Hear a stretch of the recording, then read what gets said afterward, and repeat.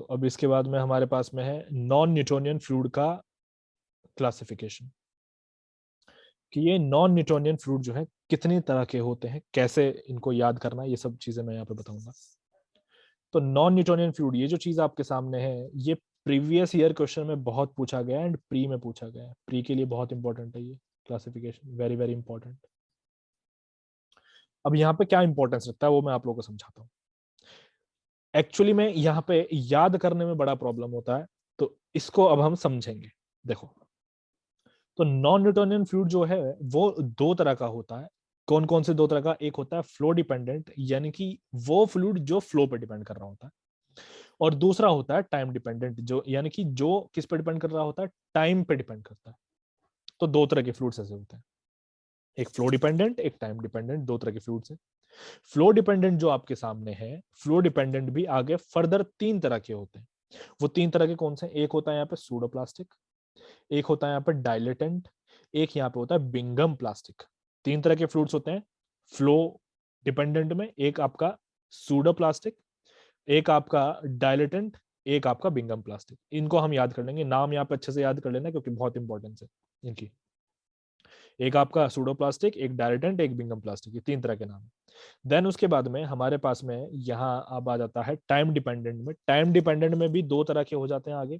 एक होता है रियोपैटिक, कहीं कहीं इसको रियोपैक्टिक भी लिखते हैं। एक होता है रियोपैटिक और एक होता है थिक्सोट्रोपिक। ठीक है, एक होता है रियोपैटिक, एक होता है थिक्सोट्रोपिक। तो ये दोनों को अब हमें यहाँ पे समझना है, और यहाँ पे जो तीनों हैं इनको भी हमें समझना है। तो यहाँ ये जो आपके सामने है सूडोप्लास्टिक, ये सूडोप्लास्टिक क्या होता है? शेयर थिनिंग फ्लूइड होता है। इसको हम, इसका एक नाम होता है शेयर थिनिंग फ्लूइड, यानी कि ये जो फ्लूइड है ये थोड़ा सा पतला है। एक बार जरा देखो, एक बार हम यहाँ पे फॉर्मूला पहले मेंशन करते हैं अपने नॉन न्यूटोनियन फ्लूइड का। तो फॉर्मूला क्या है? Tau equals to a du upon dy exponent m plus b। ये हमारा फॉर्मूला था नॉन न्यूटोनियन फ्लूइड का। अब जरा आप यहाँ पे देख पा रहे होंगे कि b इक्वल्स टू 0 है, यानी कि ये जो वैल्यू है ये 0 हो गई। ये जो n आप लोगों के सामने ये लेस देन 1 है, इसका मतलब इसकी वैल्यू तो बहुत छोटे आने वाली है, यानी कि वेलोसिटी ग्रेडियंट बहुत छोटा आने वाला है। इसका मतलब शेयर स्ट्रेस की तो वैल्यू बहुत ही कम है। यानी कि शेयर स्ट्रेस की वैल्यू अगर कम है तो यानी कि जो आपका फ्लूइड है वो तो पतला है ना काफी, वो आराम से फ्लो कर सकता है, शेयर स्ट्रेस कम है वहां पे। तो ये चीज है। ठीक है, अब आगे देख लेते हैं एक बार। तो ये आई होप सभी समझ गए होंगे। सूडोप्लास्टिक में क्या है कि b equals to 0, n should be less than 1, ये है। देन अब देख लेते हैं हम डायलेटेंट। डायलेटेंट में क्या होता है? इसको हम कहते हैं शेयर थिकनिंग फ्लूइड। इसको क्या कहते हैं? शेयर थिकनिंग फ्लूइड, यानी कि ये थोड़ा सा गाढ़ा फ्लूइड होता है। तो यहाँ पे भी b की वैल्यू जो है वो इक्वल्स टू 0 है, b की वैल्यू भी इक्वल्स टू 0 है, और n जो है यहाँ पे ज्यादा हो जाता है 1 से। इसका मतलब कि ये वाला जो पार्ट आपके सामने है इसकी वैल्यू बढ़ जाएगी और शेयर स्ट्रेस की वैल्यू भी बढ़ जाएगी। तो यानी कि सीधी सी बात है, यहाँ पे शेयर स्ट्रेस की वैल्यू बढ़ रही है, यानी कि गाढ़ा हो गया। तो ये चीज है। इसका एग्जांपल है हमारे पास में क्विक सैंड एंड सीवेज। इसके एग्जांपल क्या है? क्विक सैंड एंड सीवेज, ये इसके एग्जांपल। ठीक है, चलो। तो ये हमारा हो चुका है अब। देन लास्ट इसमें आता है हमारे फ्लो डिपेंडेंट में बिंगम प्लास्टिक। अब ये बिंगम प्लास्टिक क्या होता है? तो यहाँ पे b does not equal to 0, ये जो b आपके सामने है ये 0 के इक्वल नहीं होता है, मैं पहले ही आपको बता दूं, यानी कि इसकी कुछ ना कुछ वैल्यू है। उसके बाद में n जो है वो आपका इक्वल्स टू 1 हो जाता है। ये जो n है ये आपका इक्वल्स टू 1 हो जाता है। तो ये अब किस तरह का फ्लूइड है? ये देखो, ये थोड़ा अलग तरह का फ्लूइड है, मैं आपको बताता हूँ। तो यहाँ पे अगर आपके n की वैल्यू 1 हो गई है तो ये कांस्टेंट वैल्यू है, यानी कि एक ऐसा फ्लूइड है, समझो अब जरा, एक ऐसा फ्लूइड है। अब चूंकि यहाँ पे बी हमारा क्या है, इसकी कुछ ना कुछ वैल्यू है, तो वो थोड़ा सा तो गाढ़ा है, समझ लो अब सीधी सी बात। लेकिन किस तरह का है अब देख लो आप। अब आ जाता है नेक्स्ट इस पे D U upon sir D आवाज वाई। कट रही है सर। तो मैं यहाँ पे D U upon D Y के बारे में बता रहा था। D U upon D Y, चूंकि यहाँ पे एन की वैल्यू 1 है तो यानी कि इसका वेलोसिटी ग्रेडियंट है कुछ, और वो भी कांस्टेंट हो चुका है, बदल नहीं रहा है, समझ लो जरा। लीनियरली है।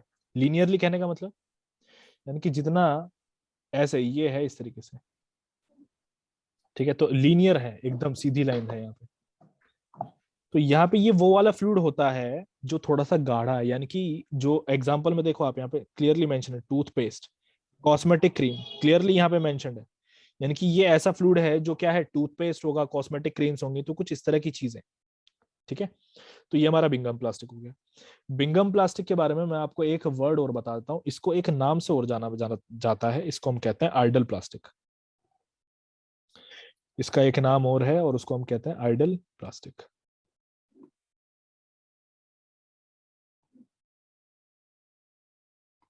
अब आइडल प्लास्टिक क्यों कहते हैं, ये देखो, क्योंकि n=1 हो गया यहाँ पे, b क्या है, कांस्टेंट वैल्यू है, तो सिर्फ इस वजह से इसको बोला जाता है क्या, आइडल प्लास्टिक। ठीक है, चलिए जी, अब आ जाते हैं टाइम डिपेंडेंट पे। तो टाइम डिपेंडेंट में क्या है, अब ये हमें थोड़ा सा समझना है।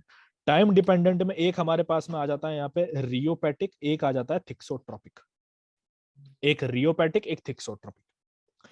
रियोपैटिक में देखो, टाइम डिपेंडेंट में ये बात तो याद रखना कि जो आपका बी है वो does not equal to zero है, इस बात को तो हम याद रखेंगे यहाँ पे, कि जो आपका बी है वो क्या है, does not equal to zero time dependent में, और यहाँ पे बी इक्वल्स टू जीरो है। ये बस एक यही वाला एक्सेप्शन हो गया बिंगम प्लास्टिक, लेकिन ये हमारी कंडीशन है। अब इसमें आ जाओ रियोपैटिक में और थिक्सोट्रैपिक में, अब समझो, यहाँ पे भी सेम उसी तरह की कंडीशन है कि भैया एक n 1, एक n 1। तो यहाँ अब आप लोगों को मैं बताऊं कि एक ये वाले की अगर मैं बात करूं रियोपैटिक की, जिसमें n>1 है, इसमें कंडीशन होती है कि इसका जो ये जो विस्कोसिटी है, इसका जो डायनेमिक विस्कोसिटी है, ये इनवर्सली प्रोपोर्शनल होता है टाइम के साथ। इसमें क्या होता है, ये होता है inversely proportional to the time, यानी कि अगर टाइम बढ़ रहा है तो विस्कोसिटी कम हो जाएगी। ठीक है, यानी कि अगर क्या हो रहा है, टाइम अगर बढ़ रहा है तो विस्कोसिटी कम हो जाएगी। तो कहने का मतलब यहाँ पे एग्जांपल में देखो, जिप्सम या फिर सॉल्यूशन इन वाटर, इसका कहने का मतलब क्या है, सॉल्यूशन इन वाटर का, मान लो आपके पास में ये कोई बीकर है, यहाँ इस बीकर में आपने पानी भरा है, और यहाँ पे सपोज करो कि आपने यहाँ पे क्या डाली है, मिट्टी डाली हुई है। क्या डाल दी, मिट्टी डाल दी। कुछ टाइम के लिए छोड़ दो, कुछ टाइम के लिए छोड़ दो, सारे के सारे सॉइल के पार्टिकल्स नीचे सेटल डाउन हो जाएंगे, ऊपर क्या बच जाएगा, पानी। तो उस पानी की विस्कोसिटी अब क्या हो गई, कम हो गई, क्योंकि सारे पार्टिकल सेटल डाउन हो गए। तो यहाँ पे टाइम के साथ साथ क्या होता है कि आपकी जो विस्कोसिटी है वो बढ़ जाती है, यानी कि अगर आपका, सॉरी, विस्कोसिटी जो होती है वो घट जाती है, यानी कि अगर आपका टाइम बढ़ रहा है तो आपकी विस्कोसिटी कम हो जाएगी, यानी कि फ्लूइड आराम से फ्लो करेगा। यहाँ पे उल्टा होता है थिक्सोट्रॉपी में। थिक्सोट्रॉपी में क्या होता है कि म्यू जो है वो आपके टाइम के साथ साथ बढ़ता रहता है, जैसे कि फॉर एग्जांपल यहाँ पे प्रिंटर की इंक, क्या होता है यहाँ पे एग्जांपल है प्रिंटर की इंक। ठीक है, प्रिंटर की इंक टाइम के साथ साथ क्या हो जाती है, गाढ़ी होती रहती है। तो ये चीज है। ठीक है, अब यहाँ पे, अब मैं आप लोगों को बता दूं, थोड़ा सा आप लोगों को जो है याद करने में दिक्कत रहेगा, अब ग्राफ बनाने में भी एक दिक्कत रहेगा, वो आपको सब लोगों से मैं अभी समझाऊंगा, एक ट्रिक बताऊंगा, वो सब आपको याद हो जाएगा। तो यहाँ पे अब ट्रिक ही मेंशन कर लेते हैं पहले। आप क्या देख रहे हैं यहाँ पे ग्राफ में, मैंने क्या लिखा है, सबसे पहले फ्लो डिपेंडेंट लिखा है, देन टाइम डिपेंडेंट लिखा है। तो पहले तो आपका फ्लो डिपेंडेंट आया, बाद में टाइम डिपेंडेंट आया, तो पहला ये, दूसरा ये, इस बात को याद रखना, फर्स्ट वो, सेकंड ये। अब आप ग्राफ में आ जाओ, ग्राफ में सबसे पहले मैंने नीचे क्या बनाया हुआ है भैया, फ्लो डिपेंडेंट वाली तो बनाए हुए तीनों, ये रहा pseudo plastic, dilatant, Bingham plastic, ये तीनों बनाए हुए। तो नीचे भी पहला वही आया है, तो हमेशा पहले ये आने हैं, इस बात को याद रखना। तो पहले, अच्छा ये हो गया, चलो अब एक और देखो, और यहाँ पे ट्रिक में क्या है, ये है आपका टाइम डिपेंडेंट। ये जितनी भी आपकी क्वांटिटीज है ना टाइम डिपेंडेंट वाली, किससे शुरू हो रही है, टाइम से शुरू हो रही है ना, टी से। ऐसे ही अब यहाँ पे देखो, एक आपकी क्या है यहाँ पे, फ्लो डिपेंडेंट। फ्लो डिपेंडेंट किससे शुरू हो रहा है आपका, एफ से शुरू हो रहा है। किससे शुरू हो रहा है, एफ से। तो इस एफ का मतलब हो गया क्या, इस एफ का मतलब हो गया फर्स्ट। देखो खुद ही बता रहा है कि भैया मैं फर्स्ट हूं, तो पहले हम किसको बनाएंगे, इसी को बनाना है पहले। यहाँ पे लिखना भी पहले इसी को, और बनाना भी ग्राफ में पहले इसी को।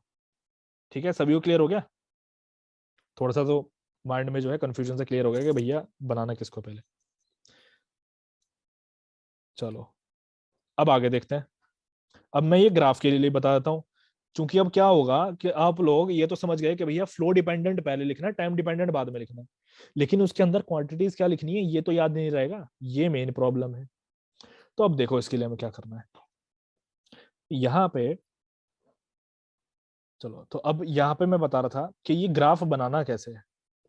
तो यहाँ पे आप देख रहे होंगे ग्राफ में मैंने दो चीजें ली हैं। नीचे लिया है मैंने क्या, D U upon D Y. यहाँ आप देख रहे हैं कि ये D U upon D Y है। ये हमारा क्या, रेट ऑफ शेयर स्ट्रेन। यहाँ पे आपका है शेयर स्ट्रेस, जो किसके बराबर है, टॉ के बराबर।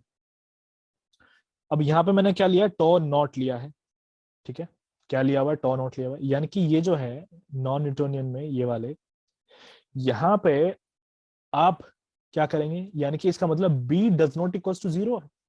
वही चीज तो मैंने लिखी थी, देखो यहाँ पे B does not equal to zero, ये रहा B does not equal to zero. वही चीज, यानी कि टॉ की वैल्यू इन दोनों के पास में है, तो मैंने वही किया, यानी कि ये तो ऊपर बनने ही बनने हैं।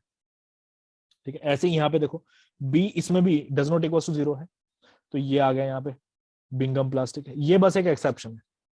तो यहाँ पे अब हम ग्राफ समझते हैं कि किस ग्राफ के लिए कैसे बनना होता है, कैसे बनाना है, किस ग्राफ को मुझे ऊपर लेना है। यानी कि सूडो प्लास्टिक का ऊपर ही क्यों है, नीचे क्यों नहीं है, ऐसे डायरेक्टेंट का नीचे क्यों है, ऊपर क्यों नहीं है, ये कैसे पता चलेगा। तो देखो कंडीशन जरा यहाँ देखो, डायरेक्टेंट में क्या है, एन ग्रेटर देन वन है ना, और सूडो प्लास्टिक में एन लेस देन वन है। तो जहां भी एन लेस देन वन होगा उसका कर्व ऊपर को जाएगा। आई होप सभी को मेरी बात समझ में आ रही होगी। मैं कह रहा हूं कि जहां भी n ग्रेटर देन वन होगा उसका कर्व नीचे को जाएगा, एंड जहां पे भी n लेस देन वन होगा, ये देखो यहाँ पे लेस देन वन है, इसमें ये लेस देन वन है, वो ऊपर से जाएगा। ये रहा थिक्सोट्रॉपी, देखो ऊपर से जा रहा है। ठीक है, तो मैंने बहुत अब कमाल की चीज बता दी है, वरना सब लोग कंफ्यूज रहते हैं इसमें कि भैया इसको ग्राफ को कैसे बनाना है, भूल जाते हैं। तो चलो, मैंने अभी तक तो ये बताया। अब हमें याद कर लेना है क्या, इनके नाम कैसे याद रखेंगे। ठीक है, अब यहाँ पे नाम देख लेते हैं। सर ये टाउ और टाउ नॉट अलग अलग है? जी हाँ, टाउ और टाउ नॉट अलग अलग है। मतलब देखो सुनो, tau not tau sir not, initial stress है ना सर? क्या कह रहे हो, इनिशियल स्ट्रेस है ना सर टाउ नॉट सर? हाँ टाउ से टाउ स्ट्रेस नॉट हो यहाँ गया पे सर। इनिशियल शियर स्ट्रेस है। टाउ नॉट एक कांस्टेंट है, और ये जो आप देख रहे हैं ये वेरिएबल है, कुछ भी वैल्यू हो सकता है। जी ठीक है, लिख लो यहाँ पे, चलो इनिशियल शियर स्ट्रेस, और ये यस। कांस्टेंट रहेगा यहाँ पे। चलिए जी, ये हो गया। अब नाम देख लो कैसे याद रखते हैं। यहाँ पे देखो टी है, यहाँ पे मैंने बिंगम को एक नाम बताया था, क्या कहा था, आइडियल प्लास्टिक। तो ये मैं यहाँ पे इसको आई से याद रखूंगा क्योंकि मुझे एक ट्रिक बनानी है। यहाँ पे पी, यहाँ पे आर है, यहाँ पे एन है, यहाँ पे डी है। अब देखो जरा, तो यहाँ पे हमारे पास में पी से हमारा बन जाएगा पंडित, डी से हमारा बन जाएगा दीना नाथ, टेक्सटिंग, टी से यहाँ पे थिक्सोट्रॉपी, टी का हो जाएगा टेक्सटिंग। बिंगम को मैं आइडियल से लिखूंगा आई से, यानी कि इन, और आर का हो गया राजस्थान। तो यहाँ पे मेरी ट्रिक क्या बन गई, यहाँ पे मेरी ट्रिक बन गई है पंडित दीनानाथ टेक्सटिंग इन राजस्थान। ठीक है, तो इस तरीके से मैं याद रखूंगा इसको। ठीक, तो इसको लिख लेते हैं ट्रिक को, यहाँ पे जगह नहीं है, चलो यहीं पे लिख लेते हैं। ये है हमारा दीना, ये हमारा नाथ, ये हमारा पंडित जी, और ये हमारा है टेक्सटिंग, ये है यहाँ पे हमारा इन, और ये आर हमारा राजस्थान। ठीक है, आई होप यहाँ पे अब सबको याद हो गया होगा ये पूरा का पूरा ग्राफ। अब हमारा है यहाँ पे सरफेस टेंशन। वे सरफेस टेंशन क्या है, जो आप देख रहे हैं ये आपके सामने है सरफेस टेंशन। तो सरफेस टेंशन है, इसकी डेफिनेशन देख लेते हैं। सरफेस टेंशन है आपका tensile force per unit length. Surface tension क्या है, आपका tensile force per unit length है, और इसी वजह से इसकी यूनिट क्या बन जाती है। अब देखो फोर्स अपॉन लेंथ आप करेंगे तो फोर्स की यूनिट क्या है, न्यूटन, और लेंथ हो गया मीटर में, तो इसी वजह से इसकी जो यूनिट्स हैं वो होती है न्यूटन मीटर, न्यूटन पर मीटर। ठीक है, ये है हमारा सरफेस टेंशन। अब ये क्या है, ये प्रॉपर्टी है एक लिक्विड की, ये क्या है, ये प्रॉपर्टी है कि लिक्विड की। अब लिक्विड में भी क्या, देखो लिक्विड का जो ऊपरी हिस्सा होता है ना, ये वाली जो, ये जो लेयर होती है, जो ऊपर की सरफेस फिल्म होती है, इसकी मैं बात कर रहा हूँ। तो इसकी एक प्रॉपर्टी होती है, क्या प्रॉपर्टी होती है, कि वो क्या करती है, टेंशन अप्लाई करती है। ठीक है, टेंशन में रहती है, ऊपर वाली जो सरफेस है कैसे रहती है, टेंशन में रहती है, खिंची रहती है। तो उसी को हम क्या कहते हैं, सरफेस टेंशन कहते हैं। तो दोबारा देख लो, property of liquid surface film to exert tension is called surface tension. ठीक है। तो जो हमारी ऊपरी सरफेस है वो जब टेंशन लगाती है तो उसको हम सरफेस टेंशन कहते हैं, बड़े आसान शब्दों में। ये किस वजह से होता है? ये होता है कोहेजन, पार्टिकल्स के बीच में जो कोहेजन होता है, यानी कि कोहेसिव फोर्स जो होता है उसकी वजह से होता है। और ये जो यहाँ पे रीजन है ये बहुत इंपॉर्टेंट है, क्योंकि ये प्रीवियस ईयर में आया हुआ है, वेरी इंपॉर्टेंट, प्रीवियस ईयर में पूछा गया था, मैंने बहुत बार देखा। ठीक है, अब यहाँ पे नेक्स्ट देखो, whenever a liquid is in contact with other liquid, जब भी एक लिक्विड किसी दूसरे लिक्विड के कांटेक्ट में होगा, या तो लिक्विड कांटेक्ट में किसके, या तो लिक्विड हो सकता है, या फिर गैस हो सकती है, या फिर सॉलिड हो सकता है, इन तीनों के कांटेक्ट में जब भी कोई भी लिक्विड होगा, ठीक है, तो एक इंटरफेस डेवलप हो जाएगा। एक क्या हो जाएगा? एक इंटरफेस डेवलप हो जाएगा जो कि काम करेगा कैसे? एक इलास्टिक मेम्ब्रेन की तरह। ठीक है, तो वो क्या करेगा, कैसे काम करेगा? एक इलास्टिक मेम्ब्रेन की तरह काम करेगा, और यहां पे क्या बना देगा? एक सरफेस टेंशन बना देगा। आई होप सभी को क्लियर हो रहा होगा कि जब भी एक लिक्विड किससे टच होगा, एक दूसरे लिक्विड से, या फिर दूसरी एक एयर से, या फिर किसी सॉलिड सरफेस से, तो वहां पे एक क्या जनरेट हो जाएगा? एक इलास्टिक मेम्ब्रेन जनरेट हो जाएगा।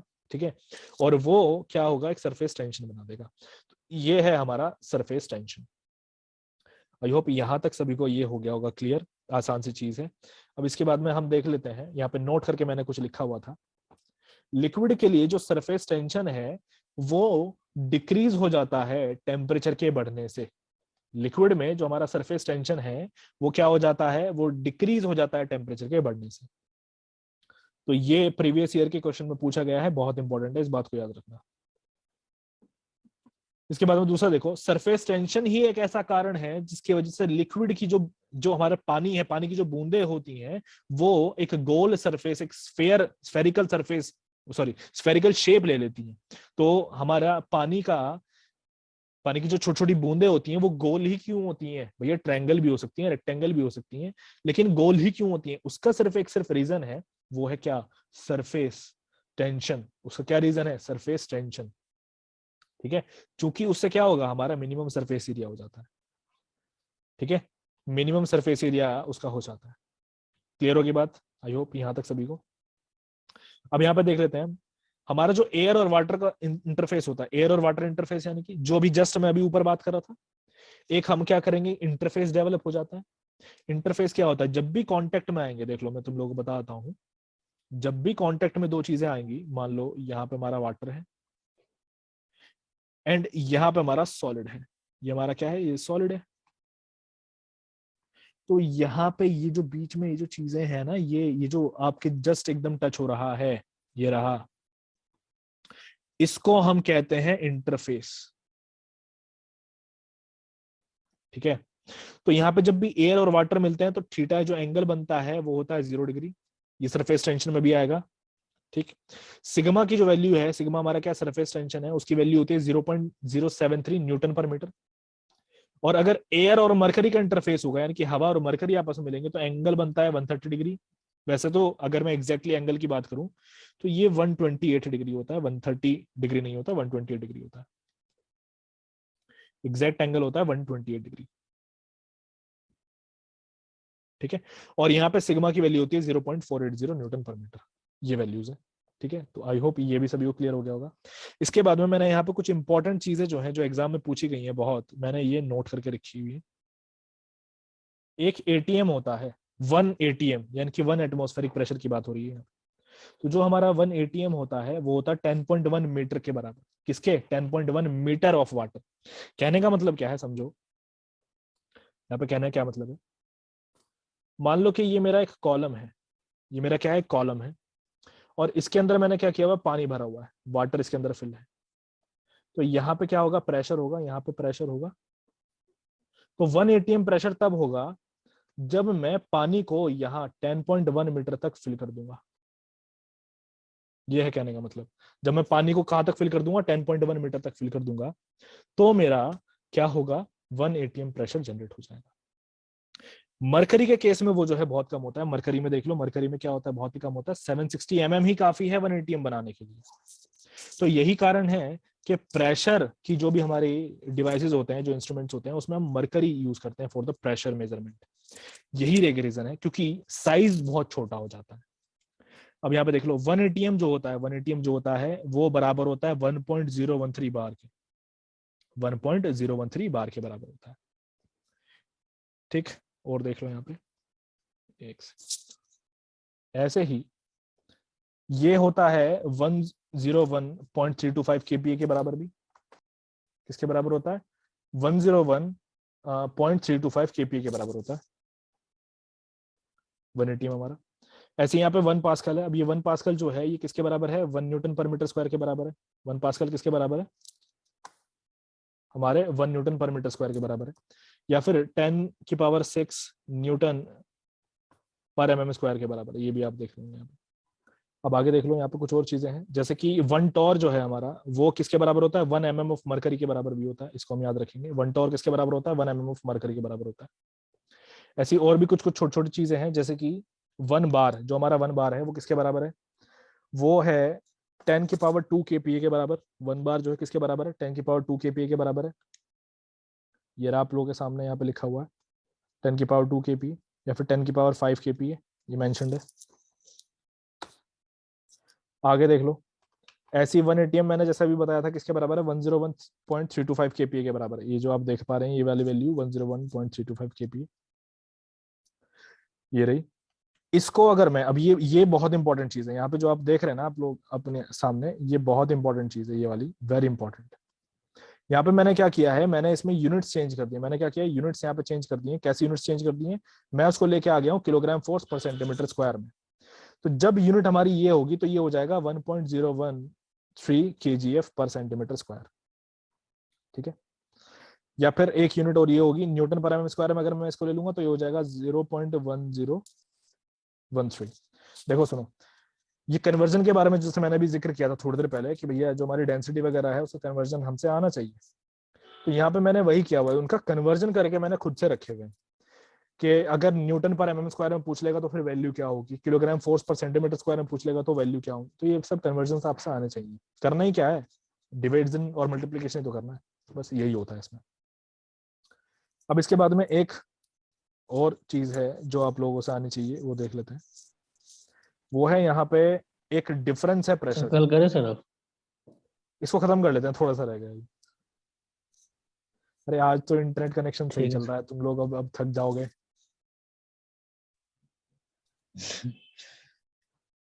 चलो कोई बात सर ये नहीं खत्म होने वाला है।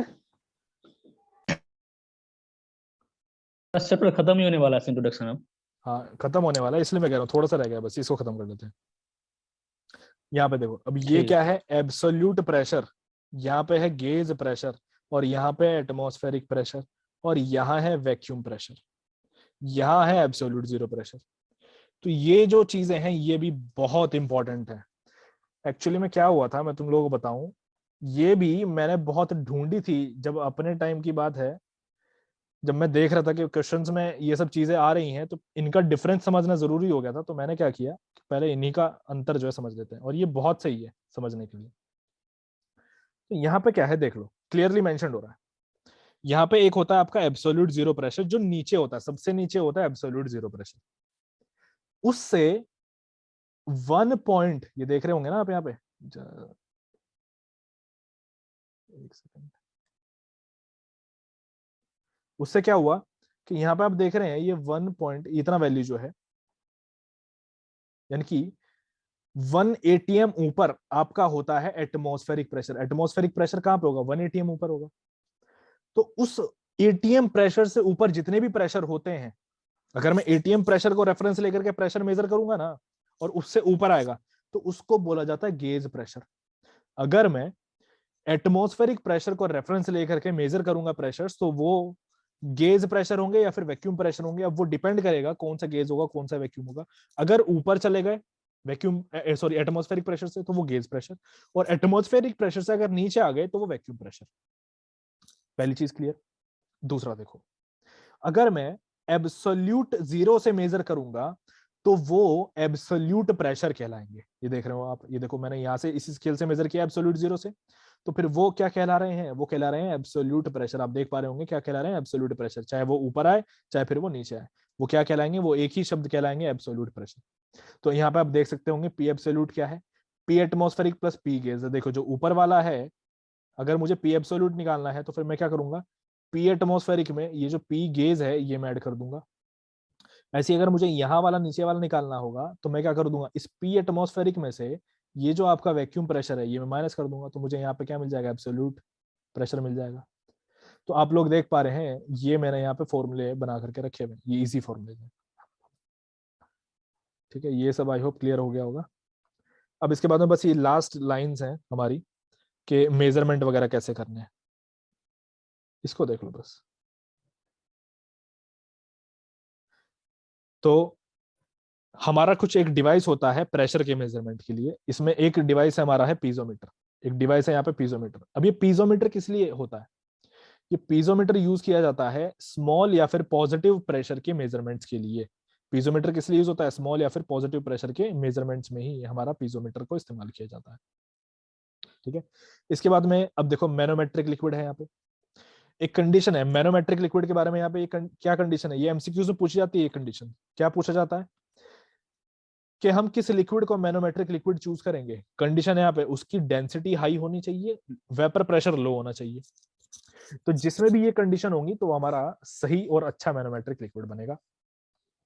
उसके बाद में आता है सिंपल मैनोमीटर या फिर यूट्यूब मैनोमीटर। ये जो है दोनों प्रेशर को मेजर कर लेता है, पॉजिटिव हो चाहे फिर नेगेटिव हो। सॉरी, एक यहाँ पे हमारा पीजोमीटर डिवाइस है, पीजोमीटर स्मॉल और पॉजिटिव वैल्यूज ही लेता है, और हमारा यूट्यूब मैनोमीटर जो होता है वो पॉजिटिव और नेगेटिव दोनों वैल्यूज को मेजर कर लेता है। ये अगर मुझे अब कन्वर्जन करना हो, देखो ये यहाँ पे आप लोग जो देख रहे हैं conversion of one fluid column to another fluid column, यानी कि कहने का मतलब, एक सेकंड में बना करके बताता हूँ। ये अब हमें छोटे छोटे जो न्यूमेरिकल्स होंगे उसमें काम आएगा। ये देखो यहाँ पे कुछ इस तरह का हमारा एक कॉलम होगा।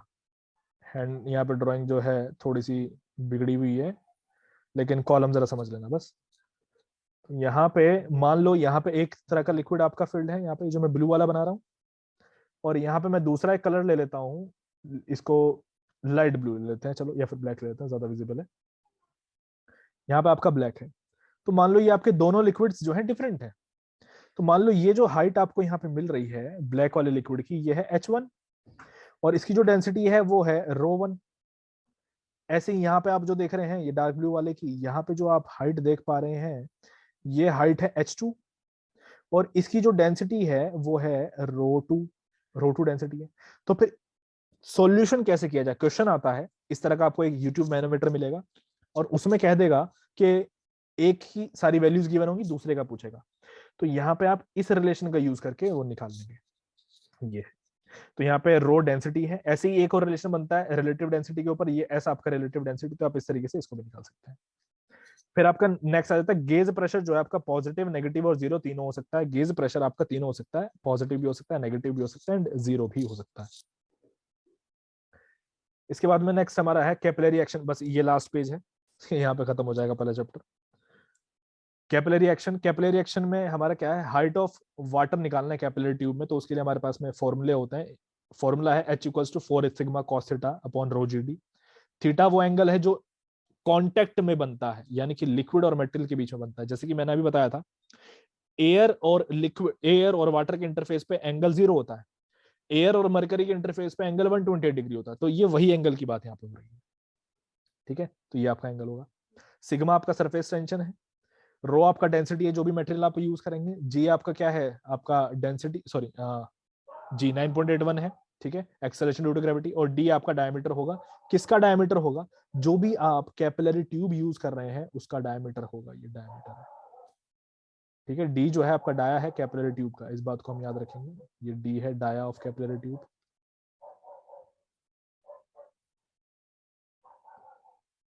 चलिए एक हो गया।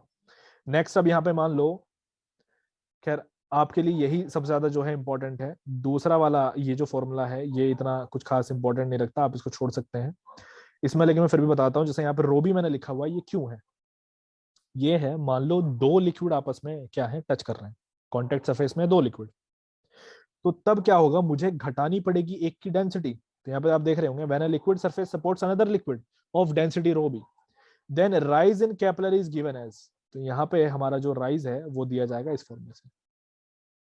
ठीक है, ये वैल्यू है। तो हमारे लिए इंपॉर्टेंट पहला वाला है, दूसरे वाले के ऊपर इतने क्वेश्चंस नहीं आएंगे, तो इसलिए मैंने आपको बता दिया लेस इंपॉर्टेंट है ये, लेकिन फिर भी अगर कभी आ जाएगा तो आप लोग जो है समझ चुके हैं। अब यहाँ पे जो आपका है कैपिलरी, तो जो आपका कैपिलरी एक्शन है, तो जो आपका कैपिलरी एक्शन है वो किसकी वजह से होता है? वो एडेशन और कोहेजन दोनों की वजह से होता है। ये एमसीक्यूज के अकॉर्डिंगली बहुत इंपॉर्टेंट है, वेरी इंपॉर्टेंट। ऐसे उसके बाद में है आपका कैपिलरी एक्शन जो है उस कैपिलरी एक्शन के लिए देखो, पानी को ऊपर जाना है, उस कैपिलरी एक्शन के लिए जो आपके ट्यूब का डायमीटर है वो 3 सेंटीमीटर से कम होना चाहिए, 3 सेंटीमीटर से कम होना चाहिए। ये बहुत इंपॉर्टेंट चीज है, ये भी प्री में पूछा गया है। ऐसे यहाँ पे देख लो, मरकरी के केस में जो H है, आप जो यहाँ पे देख रहे हैं, ये H हमारा क्या है? राइज है, तो ये हमेशा क्या होता है? नेगेटिव होता है। ठीक है, H यहाँ पे जो होता है वो क्या होता है? नेगेटिव होता है। इसका मतलब क्या है कि जो आप देख रहे हैं ना, ऐसा शेप बनाता है मरकरी, तो इसका मतलब है नेगेटिव होना, कैपिलरी डिप्रेशन इसको हम बोलते हैं। ये जो शेप है यही होता है कैपिलरी डिप्रेशन। तो कैपिलरी डिप्रेशन कौन बनाता है? मरकरी बनाता है, और इसके लिए H जो है वो हमेशा क्या होता है? नेगेटिव होता है। कौन सा H? जो हमारा फॉर्मूला था 4 sigma cos theta upon rho G D equals to H। मैं इस H की बात यहाँ पे कर रहा हूँ, ये वाला मेरा H है यहाँ पे, ये हमेशा क्या होता है? नेगेटिव होता है मरकरी के केस में, क्योंकि यहाँ पे कैपिलरी डिप्रेशन बनता है। ठीक है, तो आई होप यहाँ तक सभी को जो है क्लियर रहा होगा। यहाँ पे हमारा पहला चैप्टर जो है वो कंप्लीट हो गया। इसके बाद में हम अपना नेक्स्ट चैप्टर करेंगे कल, जो कि रहेगा हाइड्रोस्टेटिक प्रेशर एंड फोर्सेस। ठीक है, इसके न्यूमेरिकल्स जो है वो ट्राई कर लेना।